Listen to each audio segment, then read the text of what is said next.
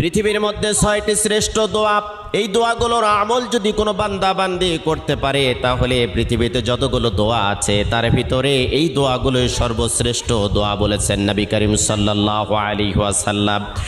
কোনো বান্দা বান্দি যদি যতই বিপদে থাক, কষ্টে থাক, দুর্ভিক্ষে থাক, উৎকণ্ঠার মধ্যে থাক না কেন, সকাল থেকে সন্ধ্যা পর্যন্ত যদি কোনো বান্দা বান্দি দরুদ শরীফের আমল করতে পারে, রাতের বেলা যদি দরুদ শরীফের আমল করতে পারে, হাজারো অশান্তির দাবানল থেকে আল্লাহ রাব্বুল আলামিন শান্তি দান করবেন।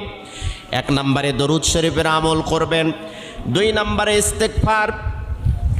আপনার মুখটা এমন হয়ে যাবে আল্লাহ রাব্বুল আলামিনের কাছে দোয়া করার সাথে সাথে আপনার দোয়াটা কবুল হয়ে যাবে। সব সময়ের জন্য পড়বেন আস্তাগফিরুল্লাহ আল্লাযী লা ইলাহা ইল্লা হুয়াল হাইয়ুল কাইয়্যুম ওয়া আতুবু ইলাইহি।